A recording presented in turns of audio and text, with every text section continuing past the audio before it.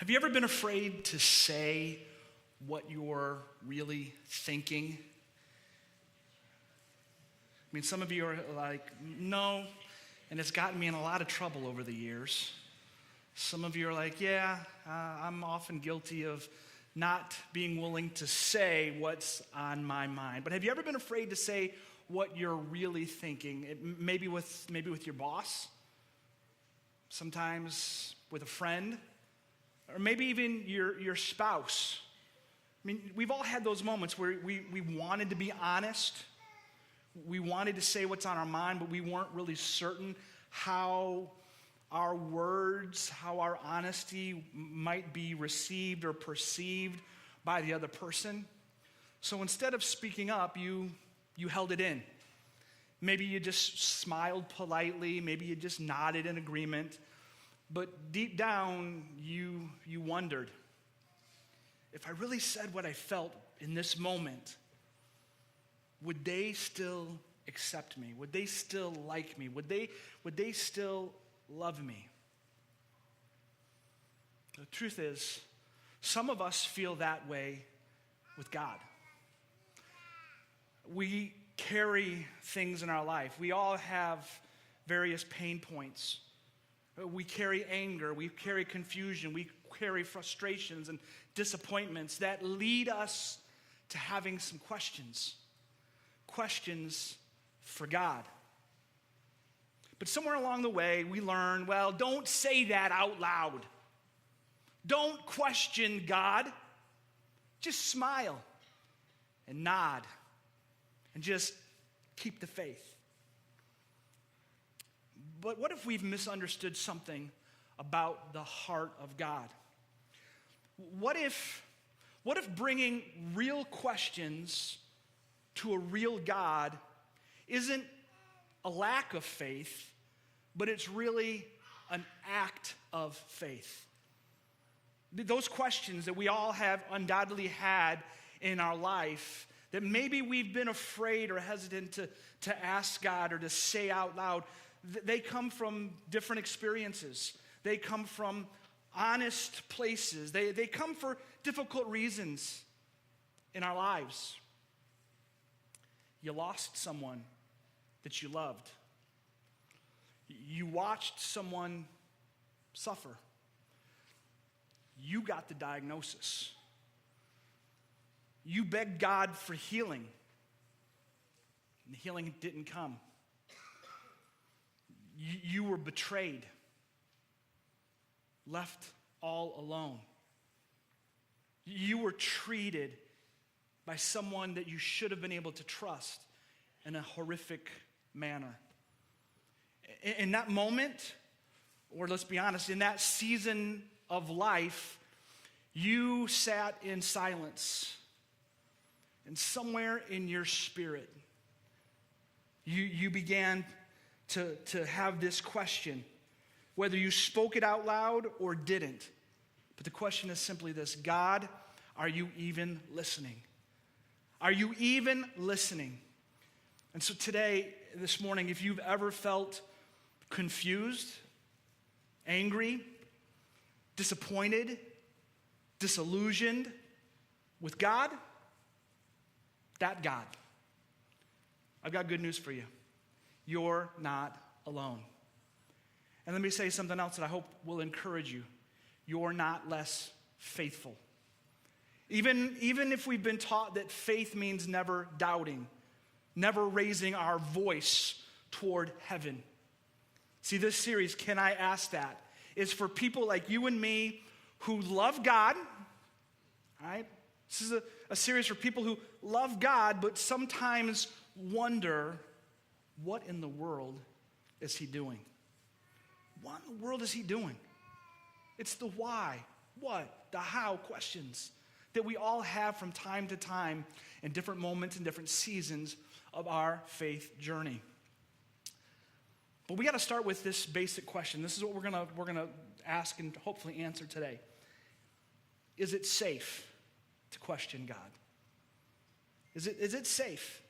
And what I want us to do, and this is where we're going to be for this whole series, we're going to be in the book of Psalms. So I want you to turn to Psalm number 13. This is where we're going to find some answers during this series, is through the Psalms. But before we look at Psalm 13, and if you don't have a Bible, the verses will be up on the screen. If you need a Bible, on the table out in the lobby, there's copies of Scripture. Grab one. We want you to have your own copy of the Scriptures. But before we look at Psalm 13 specifically, let's talk just for a minute, because I think this is important, about what the Psalms are. Especially if you've never read the Psalms before, or if you've just thought that the Bible is just a rule book, or it's a collection of history or something else altogether. A couple of things that I want you to understand about the Psalms. The Psalms, the book of Psalms, are not a list of commands. The Psalms are not a timeline of events. And primarily, they're not a theological textbook, though there is rich theology inside of the Psalms. To put it very simply, when you read the Psalms, this is what you need to think about immediately every time you open up the Psalms. The Psalms are songs and poems. The Psalms are songs and poems, but stick with me what I'm about to say. Written by real people. Real human beings wrote these psalms, these songs and poems. And as you read the Psalms, you'll see that they are real people processing real life with God. The ups and the downs. The Psalms cover the whole gambit of the human experience. Inside the Psalms, you'll see joy. You'll hear words of gratitude. You'll read words of celebration. But you'll also read about grief and anger, depression, doubt, confession, longing. You'll even read some of the ugly stuff like jealousy and despair and even revenge. Tim Mackey of the Bible Project describes the Psalms this way, and I think this is good for us to remember. The Psalms function like ancient Israel's prayer book. They're a kind of literary temple inviting us into the presence of God, not with perfectly polished prayers, but with honest, emotional, vulnerable expression. And that is what makes the Psalms so important in my mind to our faith journey. The Psalms don't teach us about prayer. They teach us how to pray. They model for us what it looks like to take whatever you're feeling, whatever you're experiencing, and bring those thoughts and feelings directly to God. And so when you read the Psalms, we're looking at different Psalms in this series, don't read them like an instruction manual. Read them like you're being invited to open up somebody's personal journal. Because that's what you're doing. Read them like you're overhearing somebody else's prayer. And by that, you're learning to shape your own prayers. At the same time, even though people wrote these words, we can't forget that these words are inspired by God, which means that God himself chose to preserve their raw honesty in his word. And again, we can take encouragement. We can hopefully find comfort in that as you read the Psalms with all of the raw honesty from these words, that God's like, I want them there. I've inspired them to be inside of the whole context of my word. Why? Because God is not only okay with questions, but he provides us a language for them. And the language for our questions, I think we can see time and time again throughout the book of Psalms. So as we're in Psalm 13, I want us to keep that in mind. Because you're about to read the words of somebody who loved God deeply. But in this season, in this moment of their life, they didn't understand what God was doing. Can anybody relate? This is a psalm of David. David was not an atheist. He was not a cynic. He was known to be a man after God's own heart. And here he is in Psalm 13 having this unfiltered, raw conversation with God. It's a very short psalm, but we're going to walk through it slowly. David opens this psalm with these words. How long, O Lord, will you forget me forever? How long will you hide your face from me? How long must I take counsel in my soul and have sorrow in my heart all the day? How long shall my enemy be exalted over me? This is not simply a quiet time journal entry. This is coming from a soul that's unraveling, that's struggling, that's not sure what's going on. David, as you see, repeats this phrase, how long, how long, how long, how long, 4 times, and that's not by accident. He's pacing himself. He's pleading with God. I can imagine that as he's writing, he's exhausted, he's tired. And so he's not trying to clean up his theology. He doesn't polish his words. He's simply pouring out his soul. Have you ever been there? Have you ever done what David does in this psalm? Because maybe you felt forgotten by God. You felt overlooked by God. Felt like your prayers were going nowhere. See, this isn't a picture of weak faith. If somebody says that this is a moment of weakness, it's not. What this is a picture of is this is a picture of lament. This is what lamenting looks and sounds like. As a matter of fact, if you were to read through the Psalms, about 1/3 of the Psalms that are written are called laments. Basically, a lament is when somebody says, God, I don't get this, and I'm gonna tell you about it. That's what a lament is. God, there's something going on. I don't understand it. I don't get it. And so I'm laying it at your feet. I am lamenting. I have this heaviness inside of me, and I'm bringing it to you. And the Psalms are filled with them. Let me just read a few of them. Psalm 10, verse 1. Why, Lord, do you stand far off? Why do you hide yourself in times of trouble? Psalm 44. Awake, wake up, Lord. Why do you sleep? Rouse yourself. Get up. Do not reject us forever. Why do you hide your face and forget our misery and oppression? Psalm 42, I say to my rock. Again, there's this contrast. I say to my rock, have you forgotten me? Why must I go about mourning, oppressed by the enemy? Psalm 74, oh God, why have you rejected us forever? Why does your anger smolder against the sheep of your pasture? Psalm 88, why, Lord, do you reject me and hide your face from me? Again, throughout the Psalms, you'll see these kind of laments, these kinds of expressions, and that's exactly what David is doing here. He's being honest. God, this is the real me, and this is how I feel, and this is what I need you to hear me say. And he continues pleading in verse 3. He says, consider and answer me, O Lord my God. Light up my eyes, lest I sleep the sleep of death, lest my enemies say, I have prevailed over him, lest my foes rejoice because I am shaken. What's he saying here? How I would say it, God, if you don't show up, I'm not going to make it. If you don't show up, God, I am not going to make it. But look closely at David's language. This is more than just desperation. This is prayer that's rooted in something that we all need. It's rooted in a relationship. Look at it again. David calls out. He says, "O Lord my God." In David's mind, he's not crying out to some unknown, distant deity.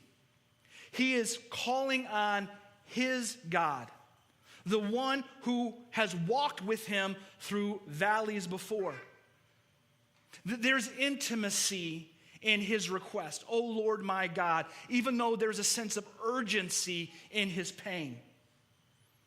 And he says, "Light up my eyes." It's a poetic way of saying, God, give me life again. Give me life again. Restore my vision. Help me to see, not just physically, but more importantly, help me to see spiritually what's going on. David doesn't ask for escape. What is he asking for? He's asking for perspective. He's asking for perspective. He knows that unless God somehow breathes hope back into him, then spiritually he's done. But then did you see the deeper ache in David's heart? Look at it again, verse 3 and 4. He says, lest my enemies say, I have prevailed over him. See, for David, it's not just about him and his survival.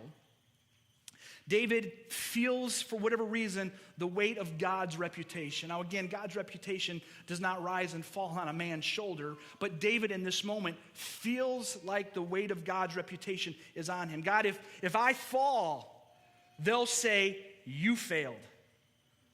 Again, this prayer is filled with anguish and allegiance. Keep that in mind. There's anguish, but there's also allegiance. And so often in our suffering, our prayers sound similar to this, or maybe they sound just like this. God, I can't see what you're doing right now in my family. God, I can't see what you're doing right now in my health. God, I can't see what you're doing in my finances. God, I don't know how much longer I can take, fill in the blank. I don't know how much longer I can take this. God, if you don't do something, I'm not going to make it. I'm not going to survive. And again, right now, this is where David is. He is right on the edge. This psalm is the cry of someone who's shaken, for sure, but he's not shattered, as we'll find out as we continue to read. And one of the reasons why we know that he's not shattered is because of what this psalm is. He's actually talking to God. He is expressing himself to his God. And that in and of itself is an act of faith. So again, thinking about your life, if in the midst of whatever you're dealing with, you're still talking to God about it, that's great. That's faith. That's good. Verse 5, David says this. He says, but I have trusted in your steadfast love. My heart shall rejoice in your salvation. I will sing to the Lord because he has dealt bountifully with me. Wait, whoa. If I could screech the brakes right there, record scratch, whatever, I would do it because that's a hard turn. Verse 4 to verse 5, that's a hard turn. And this is where I need us to sit for a minute. Again, we said that the Psalms are written by real people processing real life with a real God. And so I can't imagine that this psalm came out of David's heart in a single breath, in a single setting. Again, remember, the Psalms are poems. They're songs. And if that's the case, they were written like any honest piece of art, right? Over time, with reflection, not in a rush. David goes from, how long will you forget me? Give light before I sleep in death, to this. But I trust in your steadfast love. Again, that's not just a lyrical shift. That's a whole heart shift. And I can't help but wonder. And this is, again, I can't say this for sure because I'm not David. I didn't write the psalm. I'm just trying to put myself into his humanity for a minute. But I can't help but sit and think and meditate on this idea of what happened between verse 4 and 5. What happened not in David's circumstances, because we don't read God showed up. We don't read suddenly that the enemy was defeated. There's no miracle between verse 4 and verse 5. No angelic visit. No change in David's circumstances. So what is it? What changed? Again, I don't know. So this is me just trying to process through a human lens how perhaps another human was processing their own pain. So here's what I want to suggest. We don't know for sure, but maybe, just maybe, it was Time. Time. Not too much time, not too little time, but just enough time.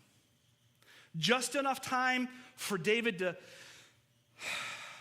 maybe catch his breath. Maybe just enough time for David to empty his eyes with all of the tears that were welled up inside of him. Maybe it was just enough time for him to remember. To remember. And again, I don't know this, but maybe I can just imagine David sitting down with his journal and his scroll in his hand, staring at that last sentence, last part of verse 4. My foes rejoice because I'm shaken. And maybe he just sat in silence for a minute.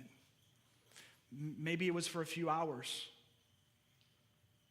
Maybe he put down his pen, got up, took a walk. But as he was walking, I just wonder if maybe he started to think. And he began to replay some memories in his mind. And those memories weren't all of the pain that he was presently experiencing, but those memories, those thoughts began to go to the faithfulness of God in his life. Maybe he was recalling the day that Samuel anointed him to be king, or the day that he killed a bear protecting the sheep. Maybe he rehearsed in his mind the moment that Goliath fell. Maybe he remembered the nearness of God when he was in the caves running away from Saul. Maybe he just took the time to remember all of the times that God rescued him. And maybe, just maybe, he remembered to himself at some point, after some time, he's been good. He's been good to me. He's been good to me. And maybe, I don't know this, but maybe that's what turns the psalm. Maybe that's what shifts in his heart. Because again, David's pain didn't magically disappear. His questions weren't answered. His enemies weren't defeated. But he remembered. And remembering gave him the strength to trust. It gave him the strength to trust. He said, but I will trust. I will sing the fact that he has been good. He didn't trust because God made everything better. He didn't trust because I feel better. He didn't trust because it all makes sense now. He trusted because he realized and he remembered God has been good. And that was enough for him to hold on to. That's what got him to verse 5. And this morning as we start this series, can I ask that? Maybe that's what you need when you find yourself looking to heaven, wondering, why, God? What are you doing, God? How am I supposed to feel about this, God? And maybe your step, maybe your breakthrough, maybe your, the transformation that needs to happen in your heart isn't going to come from a changed circumstance or a fixed situation. Maybe your breakthrough, maybe your moment will come when you can remember some truth. Remember what is true. What did David remember? What did he choose to put his trust in? Let's look back at it. He says, but I have trusted in your steadfast love. That phrase, steadfast love, comes from a Hebrew word that we've taught about here at Zion, but let me teach it again. It's the word hesed. Hesed. And if you've never heard that word before, it's one of the most important words in the entire Old Testament. That word hesed is hard to translate into English with just one word. That's why you'll see the Hebrew word hesed translated the faithfulness, steadfast love, loving kindness. It's translated in English different ways, but it all comes from this Hebrew word hesed, and that's the word that David is using here, and the English translators chose to use steadfast love. But it's more than just love. Hesed is more than just love. Hesed is more than just kindness. It's more than just mercy. It's all of those things, but it's actually way more than any of those things. Bible scholar Michael Card describes hesed this way. He said, it's when the person from whom I have the right to expect nothing gives me everything. The person from whom I have the right to expect nothing gives me everything. And he describes it as a kind of love that is, and he uses 3 words, covenantal. It means it doesn't change. Hesed doesn't change with moods or mistakes. It is relentless. It sticks with you when you've failed, when you've wandered, and even when you've doubted. And it's active. It shows up. It pursues. Hesed does something.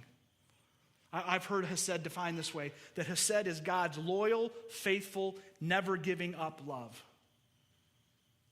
And when we look at that psalm, that's exactly what David is remembering. I trusted in, I remembered your steadfast love. Again, he didn't suddenly feel better. His enemies weren't gone. His circumstances didn't change, but he remembered hesed, God's loyal, faithful, never-ending love. So in the middle of his questions, after some time, in my mind, I see time between verse 4 and 5. He chose, there's the word, he chose, let me say it again, he chose to anchor his soul, not in his feelings, not in his circumstances, but in God's unshakable, loyal love. And that same hesed that David held on to, God has for you in the middle of whatever it is that you're experiencing in your life. Hesed is not a love that says, come back to me when you're stronger. Hesed is a love that says, I see you in the darkness and I'm not going anywhere. And some of you need to hear that, because you're in the middle of some darkness right now. So when your mind is racing, when your heart is breaking, when your prayers feel empty, remember hesed, God's steadfast love. That's what David held on to, and that's what you can hold on to.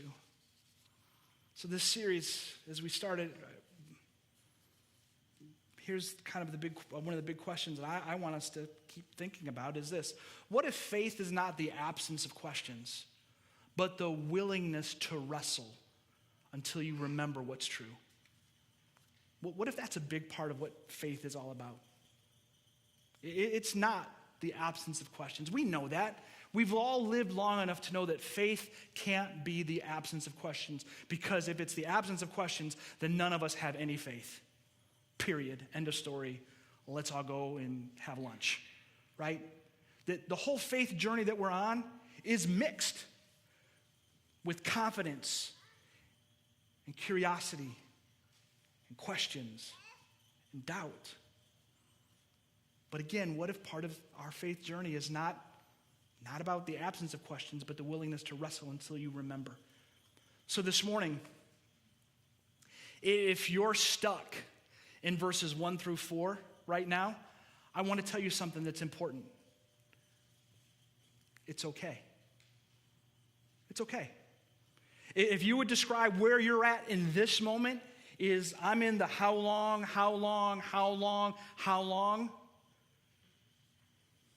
that's okay.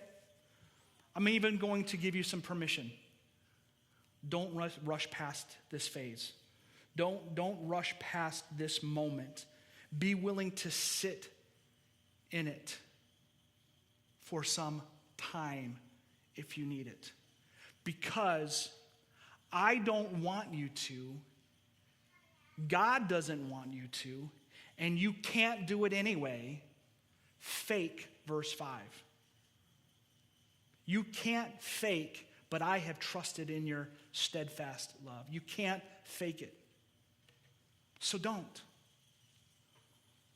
But if I can love you, pastor you, shepherd you enough in this season that you may find yourself in, the verse 1 through 4 season, when you sit in silence, when life gets quiet around you, and all you seem to be able to do is rehearse the pain, rehearse the pain, rehearse the pain, rehearse the pain. Recognize what you're doing. You're in verse 1 through 4. And by God's grace, for his glory, your gain, ask God to help you to get to, if you're not there yet, verse 5. So that no longer do you find yourself in the quietness of your life rehearsing the pain. But when those quiet moments come, when you're able to sit in silence, it's not that I'm rehearsing the pain. I'm now able to remember his presence. I'm able to remember his hesed. That's when verse 5 shows up. That's when you'll move to verse 5. But I have trusted in your steadfast love. My heart shall rejoice in your salvation. I will sing to the Lord because he has dealt bountifully with me. I want everyone to be there. You want to be there. God wants you to be there. But if you're not, be honest about it. And then do what needs to be done to move through this psalm. How do you do it? Let me give you 3 things. Number 1, we'll put them all up on the screen together. Number 1, bring your full self to God. That seems simple, but it's true. If you're mad, say it. God knows it. If you're confused, say it. If you're grieving, say it. Pour it out. He can handle the real you. Why? Because he knows the real you. So bring your full self to God. And then let the Psalms shape your prayers. Again, during this month, we'll be doing this for the next 4 weeks. Let the Psalms be a part of your devotional time. Challenge yourself to read through the Psalms over the next 30 days. But read them as they are. They're poems and songs written by real people who are processing real life with a real God. Let the Psalms then shape your prayers. And then practice. Spiritual formation, being shaped into the image of Christ, is about practicing. So when your current pain screams, practice remembering what God has done. And if you need to, make a list so that when that pain begins to scream at you, when those questions continue to come, and they will, and it's okay, you still can go back to, but I have this list. I can remind myself of the things that God has done. God, you were faithful here, and here, and here, and here, and let that be the anchor. So, back to the original question. Is it safe to question God? The answer is absolutely. Absolutely. Not only is it safe, it's biblical. It's human. It's faithful. Again, read through the Psalms. They don't hide questions, they highlight them. That's why they're here. God's not trying to hide questions. He's saying, look at all these questions that people ask me. I'm going to just put them all in one big prayer book, one big song book. Here. He doesn't condemn them, he invites them. That's why they're there. So again, let me encourage you. Questioning God isn't a sign that your faith is breaking. It might be the very way your faith is growing. But remember, David questioned God, but he also trusted him. He brought his pain to God, not away from God. And listen, that's the key. That's the secret sauce. The danger isn't questioning God. The danger is not bringing your questions to him. So again, as a pastor, as a friend, as a fellow questioner, yes, it is safe to question God. Why? Because when you bring real questions to the real God, he meets you with real grace. I didn't say that he's going to give you the answers. He's going to give you something better. He's going to give you hesed. He's going to give you the steadfast love that chases after us, that doesn't run away from us, that pursues us. He's going to give us himself. Imagine being a church that doesn't shame people for asking hard questions. That's who I want us to be. I want us to be that kind of church. I want us to be the kind of church that doubts don't isolate, but they invite deeper trust. That's what we're building here. And that's what I hope, no matter who you are, where you're at on your faith journey, I hope that's what you feel here. That this is a safe place to struggle. I want us to be a safe place to struggle, but I also want us to be a place where no one struggles alone. And that takes all of us to be that kind of church, where we're not afraid by our neighbor's struggles. We don't flinch when somebody says, I've got some serious doubts going on right now. That we say, okay, let's sit in this. Let's walk together in this. It might take some time. You might be in verses 1 through 4 right now, but I'm with you and I'm for you. I'm not going anywhere until we get to verse 5 and 6 together. Until we get there together. So as the worship team comes, here's the question that I want to challenge you with. What am I afraid to say to God right now? Just think about that. What am I afraid to say to God right now? What's the fear? What's the anger that you're afraid to express to him?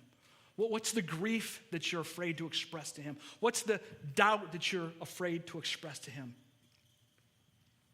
Name it. Name it.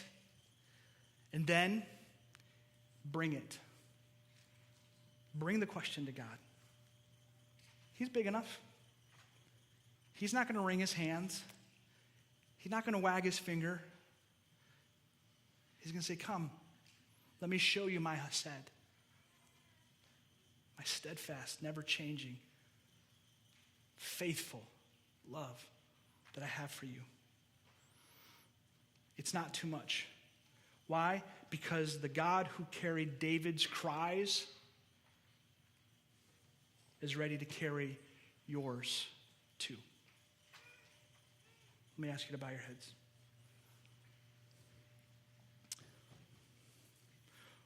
Let me give a little bit of instruction. When we begin to sing those who are going to get baptized, you can go and get ready for that. But I want to be in this moment right now. I don't want to jump ahead. In this moment in time, I've prayed and believed that God is Spirit and his word is going to and is ministering to hearts, because there's a lot of people who are still living they're in the verses 1 through 4 season. And I love you and I care about you, and I want this church to be a place that walks with you. And my challenge to all of us is, as we move into a time of response, to do just that, to respond. If you're here today and you need to name something to God, bring it. What do I mean by bring it? At Zion, we always leave space for God to move. We invite people to pray alone, pray with a friend, pray in your seat, come and kneel and pray at this, at the steps here as a declaration of I'm just pouring my heart out to God. But if you're here today and you need prayer, some of our discipleship group leaders, they're going to just come down and hang out in the front, and they're going to be willing to pray for you. And if you just need somebody to pray for you, if you'll just come and just kneel, we'll have people who will they'll pray over you, pray for you. And we would love the opportunity to walk with you. Also, today is a day of communion where we remember Christ's sacrifice. Funny thing is, Jesus on the cross said, my God, why have you forsaken me? There was a moment in Jesus' life that he was in verse 1 through 4. He didn't understand. He knew he was where he needed to be, but in his humanity, he felt forsaken. We remember Christ's sacrifice regularly at Zion because we're forgetful people. And so if you're here today and you're a Christian, you're a follower of Jesus, we invite you to come and take the elements. Again, tons of guests here today, and if you're a believer, please participate with us. But what we would ask you to do is just come and just take the element and then just go back to your seat, and then I'll lead us through the elements after this song. But if you need somebody to pray for you, please just come and kneel and we'll have somebody to pray. We also have devotionals here for this series you can grab when you take your communion elements. But let's be mindful of what God may be wanting to do in everybody's lives today. If you're not a Christian, you're not yet following Jesus, this was unapologetically, again, geared toward those who believe in God, who put their faith in Jesus, but have doubts. They have questions. And so if you're here today and you would describe yourself as a not yet follower of Jesus, don't know if I believe in Jesus, whatever the story might be in your journey, we respect that, and we want to be a help to you in that. So if you have questions, you want to get together, you want to have a conversation, let's do it, because we want to help you wrestle through the reality of who Jesus is and who he wants to be in your life. So let me pray, and then we'll respond. Father, we love you. We thank you for this day. We thank you for your goodness. Thank you for your grace. God, move in our hearts and do what only you can do in these moments. In Jesus' name we pray. Amen. We invite you to stand, respond, come, kneel, pray, ask somebody to pray with you, pray for you. If I can pray for you, I'll just be down front as well. Jacob will come down front as well, one of our elders. We'd love the opportunity to pray.